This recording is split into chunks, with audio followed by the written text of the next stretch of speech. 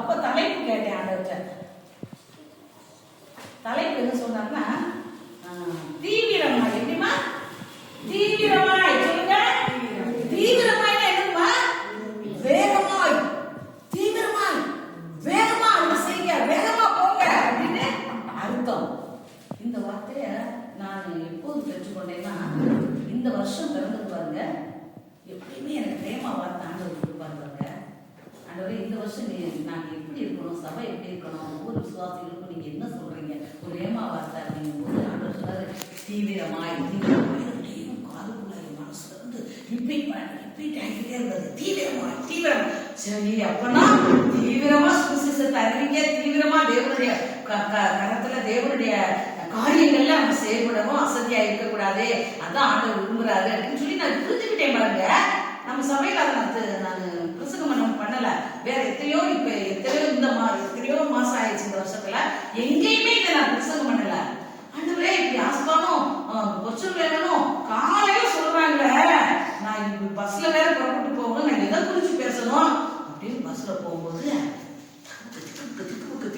போறேன். ஆண்டவர் சொல்றாரு, ஏய் இந்த வருஷம் நான் உனக்கு என்ன சொன்னேன், ரேமா வார்த்தை கொடுத்தனான்னு பேசினாரு. என்ன அப்படியே மைண்ட்ல வந்துச்சு, தீவிரமாய். ஆமா எஸ்மா, நீங்க தீவிரமாய் தீவிரமாய் எங்க பைபிள் எங்க வந்து நீ 45 விசுவாசி, இன்னும் அரை நிமிஷம் ஆக போகுது, நீ எனக்குள்ள நீ வந்து நீ அப்போ அந்த தீவிரமாய் எங்க இருக்கு கொஞ்சம் யோசித்து பாருங்க. பைபிள கூட எடுக்கலாமா? இப்படி யோசிச்சு பார்த்தேன். ஆண்டவர் வந்து அபிகாயியை பற்றி பேசினாரு. தன்னால கொஞ்சம் சக்கரை கொஞ்ச நேரம் ஆட்களை பார்க்க வேறே, நான் பார்த்த ஒரு சீட்ல இருந்தேன்னா பஸ்ல போகும்போது உடனே அபிகாயை பற்றி கொஞ்சமா ஒரு 10 நிமிஷமா ரீடிங் பண்ணுங்கம்மா. ஷூட்டிங் பல இடங்கள்ல பார்க்கறது, சோசியல் மீடியாவில் போகக்கூடியது. உடனே தான் ஆண்டவர் சொன்னாரு, இதுல அந்த அதிகாரம் போது நான் வாசிக்க பாருங்க தீவிரமாய் 4 இடத்துல வந்து குறிச்சுக்கோங்கம்மா, உங்களுக்கு பிரயோஜனமா இருக்கும்.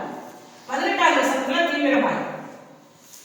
அப்பொழுது அபிகாயில் தீவிரமாய் 200 அப்பங்களையும் 2 துருத்தி திராட்சை ரசத்தையும் சமையல் பண்ணப்பட்ட 5 ஆடுகளையும் 5 படி வறுத்த பயிற்சியையும் வற்றலாக்கப்பட்ட 100 திராட்சை குலைகளையும் வற்றலான 200 அத்திப்பழ கடைகளையும் எடுத்து கழுதைகளின் மேல் ஏற்றி போதுச்சு. அதாவது இந்த மகள் வந்து இதுல ஒரு தீவிரமாய் இருந்தா, இன்னொன்னு 2ஆவது வசனம் 23ஆவது வசனம் வாசிச்சார். அபிகாயில் தாவீதை காண்கையில் தீவிரமாக கழுதையை விட்டு இறங்கி தாவீதுக்கு நேராக தரையில் முதுகுப்புற விழுந்து பணிந்து. சரி, இது 2வது எழுதிக்கோங்க, உங்களுக்கு நாளைக்கு பிரயோஜனப்படும். எதுக்காவது தீவிரமாய் 2வது. 3வது தீவிரமாய் வருது தெரியுமா? 34ஆவது வசனம் வாசிங்க. நீ தீவிரமாக நாபாலுக்கு ஒரு நாயும் உயிரோடு வைக்கப்படுவதில்லை என்று உனக்கு பொன்னாப்பு செய்ய எனக்கு இடப்படாது என்று இஸ்ரவேலின் தேவனாகிய கர்த்தரின் ஜீவனை கொண்டு மெய்யாகவே சொல்லுகிறேன் என்று சொல்லி. 4வது தீவிரமாய் 42ஆவது வசனம் வாசிங்க. பின்பு அபிகாயில் தீவிரித்து எழுந்து ஒரு கழுதையின் மேல் ஏறி 5 ஜாதி பெண்களை கூட்டிக் கொண்டு தாவீதின் ஸ்தானாதிபதிகளுக்கு பின் சென்று அவனுக்கு மனைவியானார். அல்லேலூயா. சரி, சுருக்கமா சொல்றேன், நேரம் ஏற்கனவே போய்கிட்டே இருக்கு. ஆனா இன்றைக்கு நல்ல ஆராதனை கத்து நடத்திட்டு இருக்காரு, இல்லைன்னு சொல்லல. என்ன நேரம் போறதே தெரிய மாட்டேங்குது. இதுல பாத்தீங்கன்னா தலைப்பு வந்து இன்றைய டைட்டில் என்னது? தீவிரமாய். எழுதிக்கோங்க, தீவிரமாய். இந்த தலைப்புகளாக ஆண்டவர் நம்மளோட பேச விரும்புறாரு. இதுல நீங்க வீட்டுல போய் தயவு செய்து இந்த வாரம் முழுவதும் நீங்க தியானிக்கமா. வந்து ஒரு நாங்கள் தெரிஞ்சதான் பேசுவோம், எங்களுக்கு தெரிஞ்சத ஆண்டவர் நீங்க படிக்கும் போது உங்களுக்கு பல விதத்துல அந்த வசனத்தை விளக்கி காண்பிப்பாரு. வேற விதத்துல உங்களுக்கு ஏற்றபடி ஆவியானவரே பேசுவாரு. நான்லாம் செய்தினா அந்த வாரம் முழுவதும் என்ன செய்வேன், அந்த ரெகுலரா படிக்க வேண்டியதே நீங்க படிக்க, நான் இல்லைன்னு சொல்லலாமா. ஆனாலும் இந்த சபையில கொடுக்கிற செய்திய நம்ம அந்த அதிகாரத்தை நம்ம வாசித்து தியானித்தால் நீங்க ஊழியம் செய்வதற்கு உங்களுக்கு அதே பிரயோஜனமாயிருக்கும். இந்த 25ஆம் அதிகாரத்துல சாமுவேல் தீர்க்கதரிசி வந்து இதுல வந்து மரணம் அடைஞ்சிருக்காரு. இது சாமுவேல் தீர்க்கதரிசி இருந்த காலம், அவர் வந்து மரணம் அடைந்த பிற்பாடு ஒரு காரியம் என்னன்னா, உங்களுக்கு எல்லாருக்கும் தெரியும், ஜனங்கள் கேட்டதுனால சவுல ராஜாவாக சாமுவேல் ஆண்டவர் அபிஷேகம் பண்ண சொல்லி அந்த நாட்டுக்கு ராஜாவாகிறாரு. கர்த்தருக்கு கீழ்ப்படியாதனால, மீறுதல் செய்ததுனால சவுலை ராஜ்யபாரத்தை விட்டு நீக்கி கர்த்தர் தமக்கு பிரியமானவனை, தன்னுடைய இருதயத்துக்கு ஏற்றவனை அவருடைய கண்கள் தேடி கண்டுபிடிக்கும் போதே சாமுவேலே, ஈசாயின் குமாரனாகிய தாவீதை என் இருதயத்துக்கு ஏற்றவனாய் கண்டே, நீ அவனை நீ அபிஷேகம் பண்ணு அப்படின்னு சொல்லி. இரண்டாவது, சவுல் மரணம் அடையறதுக்கு முன்னாடியேவும் ஆண்டவர் தாவீதை அபிஷேகித்து, இவன் தான் இஸ்ரவேலின் ராஜா, நான் தெரிந்து கொண்டவன் இவன் தான் அப்படின்னு சொல்லி ஆண்டவர் திட்டமா பேசுகிறாரு. உங்களுக்கு எல்லாருக்கும் தெரியும் தாவீதுடைய வாழ்க்கையை பற்றி நான் சொல்ல வேண்டியதில்லை. சவுலால வனாந்தரங்கள்ல போய் துரத்தப்பட்டதுனால ஒவ்வொரு வனாந்தரமா போய் தங்குறாரு. அப்பதான் எதுக்குன்னா அவன் சாகரம், ஈசாயின் குமாரன் எனக்கு 1000 கொடுத்தாங்க, அவனுக்கு 10,000. தாவீது கொண்டு சவுல் கொண்டு வந்த 1000 பாருங்க. யாருக்கு வரத்தான் செய்யும், நம்ம எச்சரிக்கையா இருக்கணும். இந்த ஆவி நமக்குள்ளே விசுவாசிகளுக்குள்ளே எத்தனை வருஷம் விசுவாசியா இருந்தாலும் நம்மளோட சிஸ்டர் ஆண்டவருக்கு வந்தாங்க, இவங்க பசங்க நல்லா இருக்குன்னு சொல்லிட்டாங்க, இவங்க நல்லா அப்படின்னு ஒரு சில ஆவிகள்லாம் கிரிய செய்யணும். இருதயம் கேடுல யாருமே பெரிய பெரிய ஊழியக்காரர் கூட தப்ப முடியாதுன்னா இருதயம் அப்படிப்பட்ட ஒரு கேடுல இருதயம். நம்ம தான் ஆவியானவர் நம்மளோடு இருந்தாருன்னா நம்ம என்ன செய்வோம், அதுக்கே இடம் கொடுக்க மாட்டோம். இதுல பாருங்க, இந்த தாவீதுக்கு எனக்கு சவுல் கொண்டது 1000, தாவீது கொண்டது 10,000. ஸ்திரீகள் ஆடி பாடி வராங்க. ராஜாவுக்கு ஐயோ, நான் தான் இஸ்ரவேலின் ராஜா, எனக்கு 1000 கொடுத்தாங்க, அவனுக்கு 10,000. அன்னையிலிருந்து காய்பறான், அவன் மேல பொறாம. அப்போ உடனேதான் அவன் என்ன செய்யறான், ப்ரொமோஷனை எல்லாரும் ப்ரொமோஷன்லாம் கூட்டிகிட்டே போவோம். ஆனா இவன் என்ன செய்யறான், ப்ரொமோஷன்ல இருந்து இறக்குறான். யாரா? தாவீத இறக்குறான். கோலியாத்தை கொன்னதுனால அவனுக்கு உடனேவும் ராணுவ அதிகாரியாக முதல்ல சவுல் தான் வைக்காருமா, ராணுவத்துக்கெல்லாம் அதிகாரியா தாவீதை வைக்காரு. இவங்க இப்படி பாடவும் இதை நினைச்சு அப்ப இவனை இனிமே வளர விடக்கூடாது, இவனை உடனேதான் அவனை இறக்கி ஒரு சாதாரண போர்ச்சேவகனா வைக்கான். 1000 பேர் கத்தினியா வைக்கான். பிறகு சாதாரண போர்ச்சேவகனா அதை விட கீழே இறக்குறான். ஆனா ஒன்றும் செய்ய முடியல. அவன் மகளை கல்யாணம் பண்ணி கொடுத்துட்டான். என் மகளை இந்த கோலியாத்தை கொள்றவங்களுக்கு என் மகளை நான் திருமணம் பண்ணி கொடுப்பேன், சர்வமானியம் தருவேன். அவங்க அப்பா வீடே நான் பாதுகாப்பேன், சர்வமானியம் தருவேன், அவனை பெரிய ஐஸ்வர்யவானாக்குவேன். அவன் வாக்கு கொடுத்ததுனால அவன் சவுலுடைய மகளும் இவனை நேசிச்சதுனால லவ் பண்றான். இவன் யாரா? தாவீத, அவனுடைய திறமையை பார்த்து. ஆனா அப்படின்னால மீகால இவன் என்ன செய்யறான், திருமணம் பண்ணி கொடுத்துட்டான்.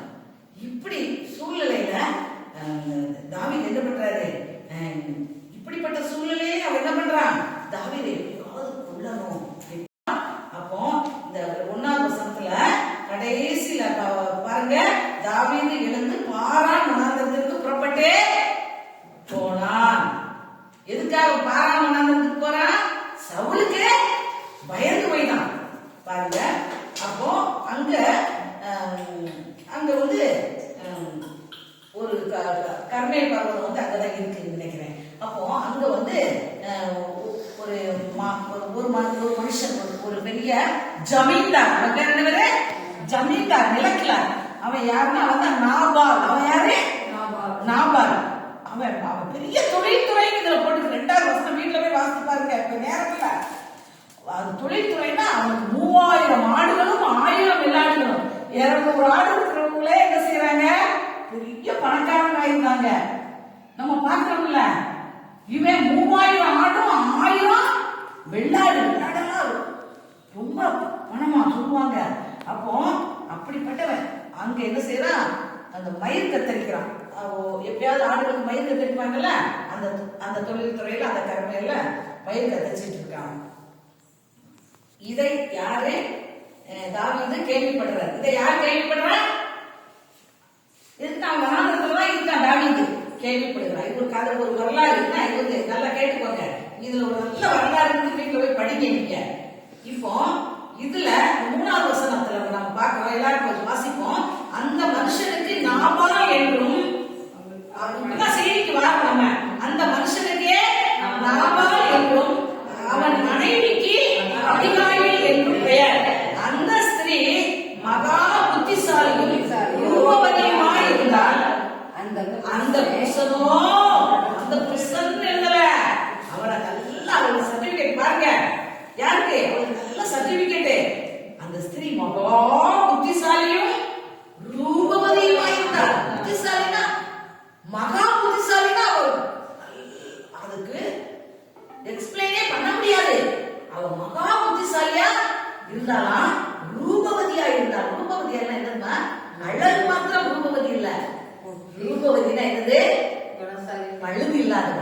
பழுது இல்லாதவர்.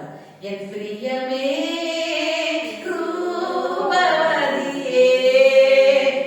உன்னத பாட்டுல பாக்குறோம் மணவாளனாகிய இயேசு கிறிஸ்து மணவாட்டிய பார்த்து சுலமத்திய பார்த்து அந்த சாலமோன் ராஜா சொல்றாரு, என்ன சொல்றாரு?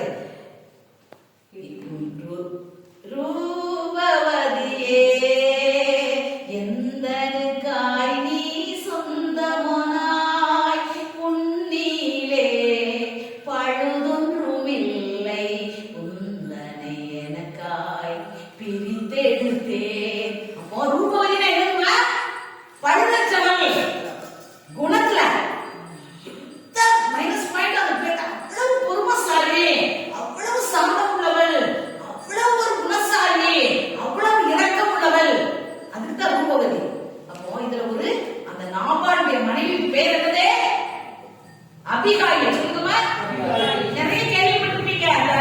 எத்தனையோ பேர் எஸ்தரு கேள்விப்பட்டிருக்கோம் சார்.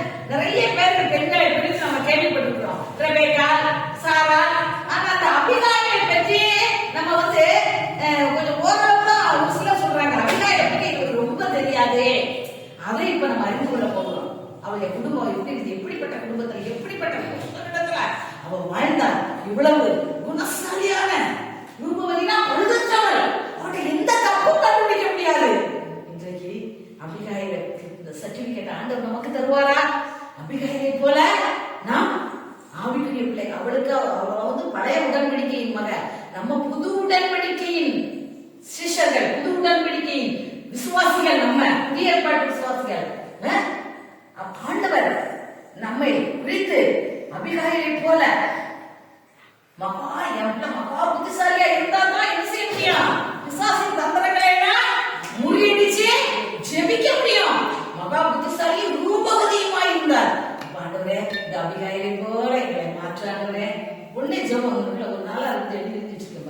உடனே ஒரு ஜெபம், ஆண்டவரே அபிகாயிலை போல என்னை மாற்றும். அப்போ அபிகாயில் என்பதற்கு எழுதிக்கோங்க அர்த்தம் என்ன? ஒவ்வொரு பேருக்கும் எபிரேய மொழியில பல மொழிகள்ல சில அர்த்தங்கள் உண்டு. அபிகாயில் என்றால் அபிகாயில் என்றால் மகிழ்ச்சியை தருகிறவர். ஆனா அவ வாழ்க்கையில மகிழ்ச்சி இருந்ததான்னு சந்தேகமா இருக்கு. இந்த 25ஆம் அதிகாரத்தை வீட்டுல போய் வாசித்து பாருங்கம்மா.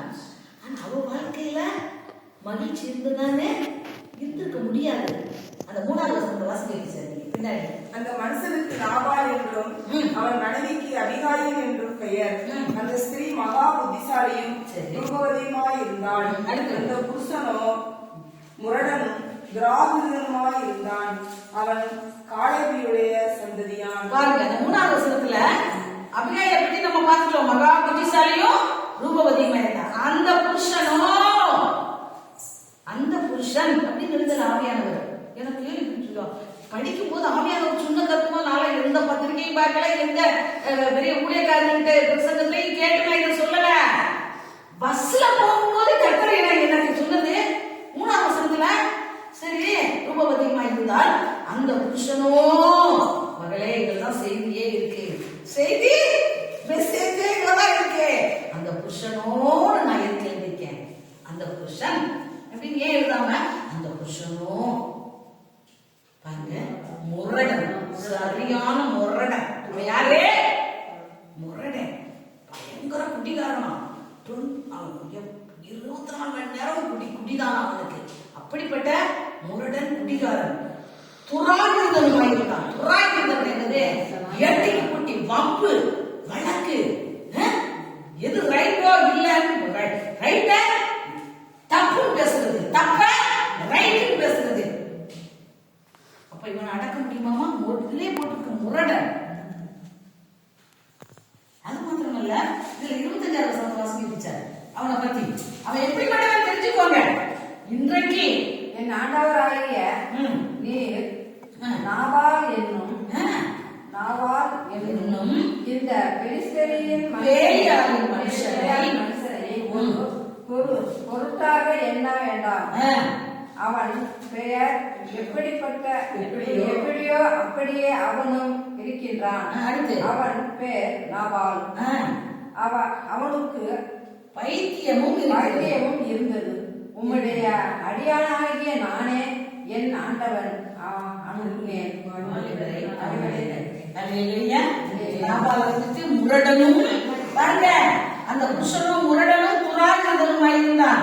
காலேபுடைய சந்ததியா அடுத்து இந்த அதே அதிகாரத்துல 25வது வசனத்துல ஒரு சூழ்நிலையில அந்த